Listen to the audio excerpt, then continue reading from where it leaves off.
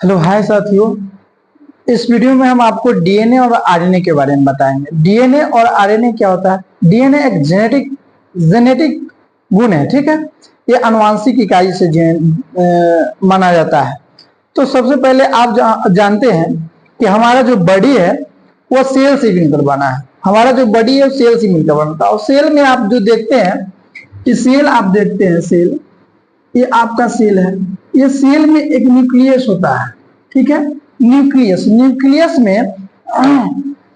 में जो है एक महीन जालीनुमा रचना होती है जिसे हम कहते हैं क्रोमोसोम। क्या बोलते हैं? क्रोमोसोम यानी कि गुणसूत्र। गुणसूत्र बोलते हैं यानी कि क्रोमोसोम बोला जाता है।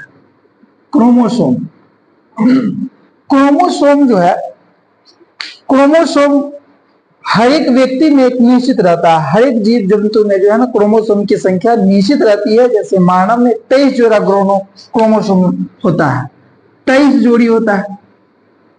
इसी क्रोमोसोम से जो है लड़का या लड़की का डिसाइड करते हैं। इसमें मनुष्य यानी मेल और फीमेल, मनुष्य में जो है मेल और फीमेल दो तरीके का होता है। मेल और फीमेल, मेल में भी 23 जोड़ा होता है, 23 जोड़ी क्रोमोसोम होता है। और फीमेल में भी 23 जोड़ी क्रोमोसोम होता है, ठीक है। मेल में भी होता है और फीमेल में भी होता है। तो इससे जो है ना 22 जोड़ी क्रोमोसोम, तो 22 जोड़ी तो ऐसे ही रहता है। और एक जोड़ी जो होता है XX होता है जो फीमेल में होता है, 23वां जोड़ी XX, और 22 प्लस XY होता है जो मेल में होता है। XY जो जोड़ी होता है, लास्ट वाला जो जोड़ी होता है यही डिसाइड करता है, लास्ट वाला जो जोड़ी होता है यही डिसाइड करता है कि बच्चे आपके नर पैदा होते हैं या मादा, फीमेल है या मेल है। तो यहां पर ये डिसाइड होते हैं। फीमेल में 22 और 23, 23वां जोड़ी XX, 23वां जोड़ी ही हमें जेनेटिक लक्षणों को पता करता है, ठीक है।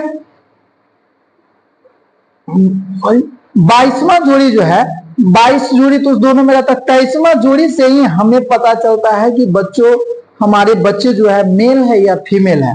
जैसे आपको ये XX जो क्रोमोसोम मिलेगा, तो ये XX क्रोमोसोम मिल करके हमें जो है लड़का, फीमेल बना देता है। लड़की पैदा करती है यानी कि फीमेल, यानी कि आपको गर्ल्स पैदा होगा, ठीक है। और XY जब क्रोमोसोम मिलता है तो ये मेल यानी कि बॉयज जन्म लेता है, बॉयज जन्म लेता है।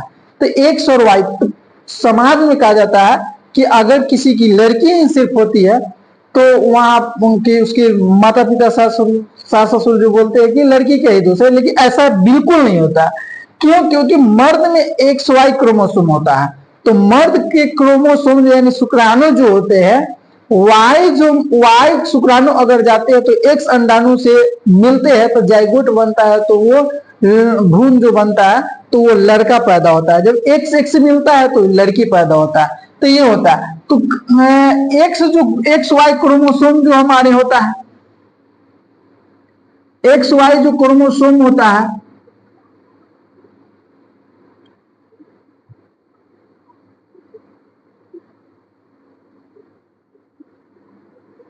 ठीक है। इस तो ये हो गया हमारा क्या चीज? क्रोमोसोम। क्रोमोसोम हो गया। तो इसकी जो है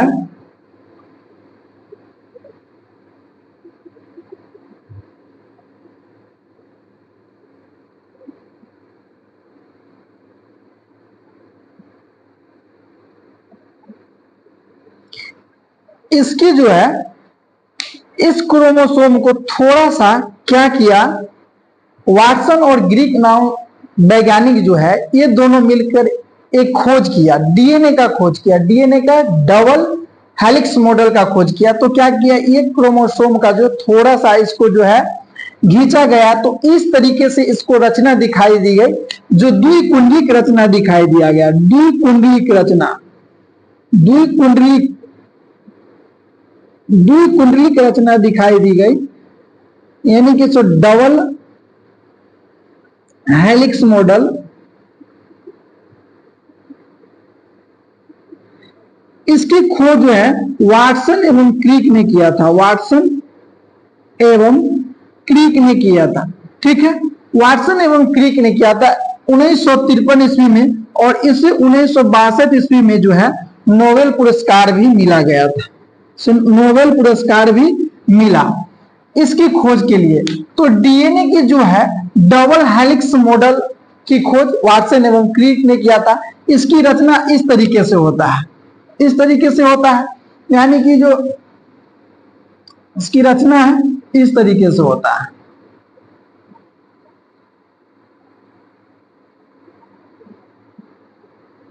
ये आपका डीएनए है। डीएनए जो है, डीएनए में जो ये वाले पोर्शन है इसको हम लोग कहते हैं न्यूक्लियोटाइड, न्यूक्लियोटाइड बोलते हैं। ठीक है, अब ये जो दोनों न्यूक्लियोटाइड किसी एक जगह पर मिलता है उसको क्रोमैटिन बोला जाता है, क्रोमैटिन बोलते हैं।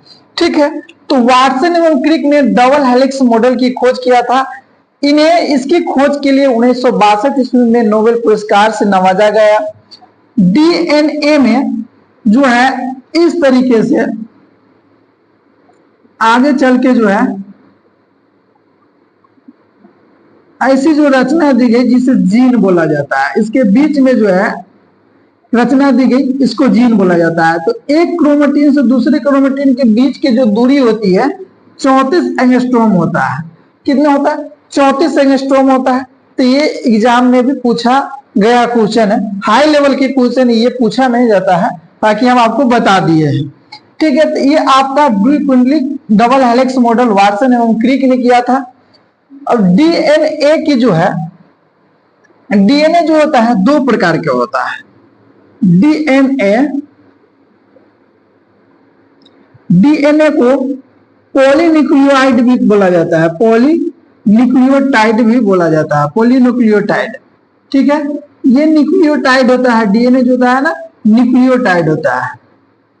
न्यूक्लियोटाइड भी डीएनए को कहा जाता है। इसे छोटे छोटे ये रचना मतलब एक बहुलक होता है, एक बहुलक की तरह होता है जिसे हम पॉलीन्यूक्लियोटाइड कहते हैं। जैसे आपने यहां देखिएगा ये मोती का माला हम आपको बना देते हैं। ठीक है, मोती का ये माला समझ लीजिए। तो ये आपने क्या देखा कि इसके जो मोती है इस माला में बहुत सारे मोती है। एक मोती को हम मोनोमर बोलेंगे। क्या बोलेंगे? मोनोमर। और जब सभी मोती को एक साथ में हम उसको क्या करेंगे? पॉलीमर कहेंगे। तो पॉलीमर है, तो ये पॉलीन्यूक्लियोटाइड इसे बोला जाता है। न्यूक्लियस के ये दो प्रकार की इसमें रचना होता है। एक होता है जो इसमें शुगर पाया जाता है, दूसरा नाइट्रोजन बेस होता है, नाइट्रोजन बेस होता है, नाइट्रोजन बेस होता है, यानी कि इसे क्षार बोलते हैं। ठीक है, क्षार, नाइट्रोजन बेस यानी क्षार। इस नाइट्रोजन बेस में भी दो रचनाएं होती है। इससे पहले देखिए, शुगर जो है डीएनए में जो है, डीएनए का फुल नाम क्या होता है? डीएनए का फुल नाम होता है डीऑक्सी राइबो न्यूक्लिक एसिड होता है। तो डाइऑक्सी शुगर इसमें होता है, डाइऑक्सी राइबोज शुगर डीएनए में पाया जाता है, डाइऑक्सी राइबोज शुगर। ठीक है, डाइऑक्सी राइबोज शुगर शर्करा जो है डीएनए में पाया जाता है। और राइबोज जो होता है, राइबोज शर्करा जो है आरएनए में पाया जाता है। ठीक है, अब नाइट्रोजन बेस जो होते हैं डीएनए में 5 प्रकार के नाइट्रोजन बेस होते हैं। एक होते हैं एडेनिन, दूसरा ग्वानिन, तीसरा थायमिन, चौथा साइटोसिन और पांचवा यूरेसिल होता है। जबकि यूरेसिल जो है आरएनए में होता है। ठीक है, तो ये नाइट्रोजन बेस दो प्रकार के होते हैं। एक को बोला जाता है प्यूरिन और दूसरा होता है पाइरेडिन। ठीक है, पाइरेडिन। प्यूरिन में 2 नाइट्रोजन बेस होते हैं। एक होता है एडेनिन, दूसरा होता है गुआनिन। ठीक है। पायरेडिन में 2 नाइट्रोजन बेस, इसमें 3 नाइट्रोजन बेस होते हैं। जैसे डीएनए में थाइमिन होता है, थाइमिन, ठीक है, और थाइमिन के जगह यूरेसिल, आरएनए में यूरेसिल होता है, आरएनए में क्या होता है, यूरेसिल होता है, और साइटोसिन, साइटोसिन दोनों में पाया जाता है। तो यहां नाइट्रोजन बेस में कितने होते हैं, 5 नाइट्रोजन बेस होता है, एडेनिन, गुआनिन, थाइमिन, यूरेसिल और साइटोसिन। देखिएगा प्यूरिन जो है, प्यूरिन में जो होता है एडेनिन और गुआनिन पाया जाता है, एडेनिन और गुआनिन प्यूरिन में होते हैं, और थाइमिन और यूरेसिल, साइटोसिन जो होता है पायरेडिन में होता है। आरएनए में थाइमिन के जगह यूरेसिल नाइट्रोजन बेस होता है, ठीक है। तो इसमें जो है नाइट्रोजन बेस में एडेनिन, देखिए यहां पे जैसे यहां जो है आपको एक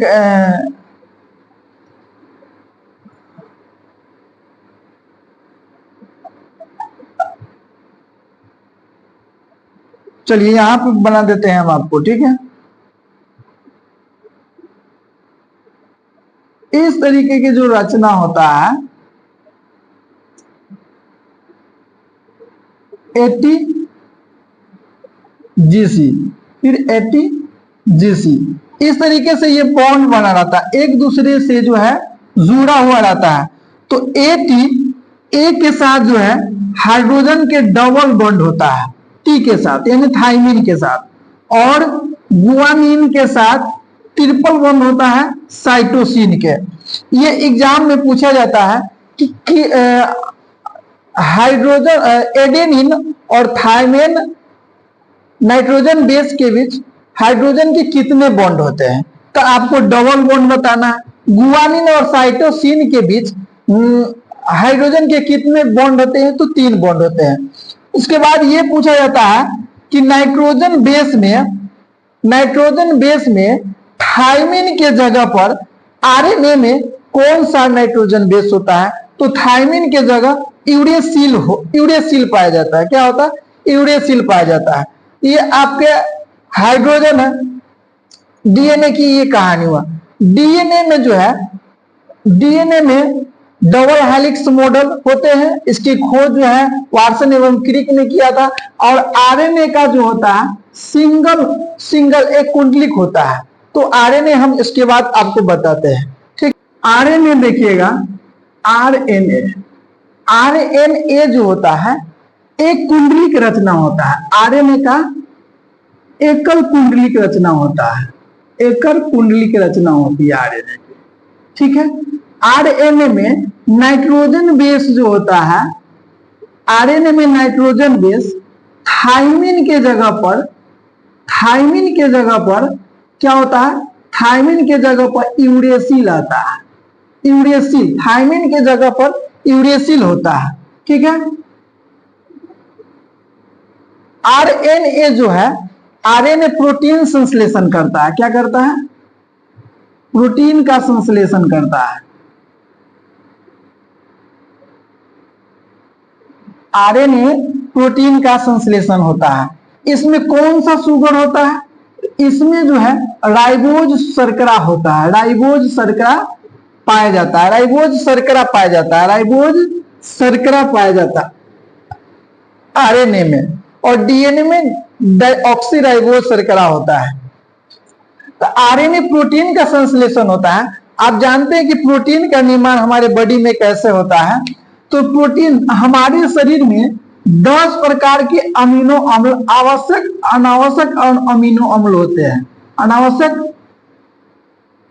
अमीनो अम्ल हमारे शरीर में होता है, ठीक है। और 10 आवश्यक अमीनो अम्ल जो है, 10 आवश्यक अमीनो अम्ल हमारे भोजन से प्राप्त होते हैं। कहां से होते हैं, भोजन से प्राप्त होता है। ये 10 मिलकर के 20 प्रकार के अमीनो अम्ल जो है, अमीनो एसिड जो मिल करके एक प्रोटीन का निर्माण करता है। क्या करता है, एक प्रोटीन का निर्माण करता है। एक प्रोटीन का निर्माण करता है। तो आरएनए इस तरीके से जो है प्रोटीन के निर्माण करता है। अब आरएनए 3 प्रकार के होते हैं। कितने प्रकार के होता है? आरएनए 3 प्रकार के होता है। यहां देखिए आरएनए एक होता है एमआरएनए, इसे छोटा से इसलिए डिनोट करते हैं जिसको इसको मैसेंजर आरएनए बोला जाता है, मैसेंजर आरएनए। एक होता है टीआरएनए, इसको बोलते हैं ट्रांसफर आरएनए।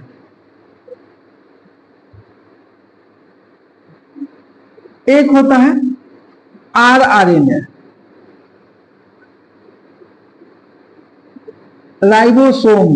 राइबोसोम आरएनए इसको बोलते हैं। जो एमआरएनए होते हैं इसे मैसेंजर आरएनए इसलिए बोलते हैं क्योंकि ये कौन सा आवश्यक एमिनो अम्ल है इसकी पहचान करता है। ये एमिनो एसिड की पहचान करता है आरएनए, और पहचान करके टीआरएनए को देता है, और ये टीआरएनए इसका ट्रांसफर करता है, यानी कि परिवहन करता है। एमिनो अम्ल के परिवहन करके आरएनए को पास देता है, और आरआरएनए जो है इसका निर्माण कर देता है, प्रोटीन में इसको निर्माण कर लेता है। ठीक है, तो इस तरीके से एमआरएनए मैसेंजर आरएनए, टी जो होता है ट्रांसफर आरएनए, और आर जो होता है राइबोज आरएनए। ये 20 प्रकार के जो एमिनो एसिड मिलकर के हमें एक प्रोटीन का निर्माण करता है। ठीक है, अब जो है एमिनो एसिड जो होता है ये आपको 3 प्रकार के आरएनए हो गया। अब इसमें जो है आरएनए से डीएनए बनता है, डीएनए से आरएनए बनता है, और डीएनए से ही डीएनए बनता है। हमारे शरीर में पहले ही सेल से जो है, पहले एक सेल है और इसी सेल से डबल सेल बनता है, जिसे कोशिका सिद्धांत जो दिए थे हमारे वैज्ञानिक, जो कोशिका सिद्धांत दिए थे वो कौन दिए थे, इसको आप कमेंट बॉक्स में दे करके बताइएगा। ठीक है, हम इससे पहले हम बता चुके हैं। तो ये तो डीएनए से डीएनए ही बनता है, तो ये डीएनए से जब डीएनए बनता है तो इसे हम बोलते हैं रिप्लेक्शन बोलते हैं। डीएनए से जब डीएनए बनता है तो हम इसे रिप्लेक्शन बोलते हैं, और डीएनए से आरएनए बनता है, डीएनए से आरएनए बनता है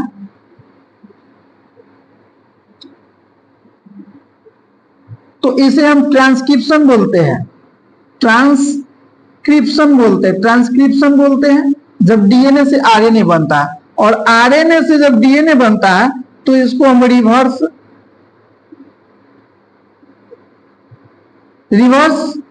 ट्रांसक्रिप्शन बोलते हैं, रिवर्स ट्रांसक्रिप्शन बोलते हैं। ठीक है, और जब आरएनए से प्रोटीन बनता है, जब आरएनए से प्रोटीन बनता है तो इसको ट्रांसलेशन बोलते हैं,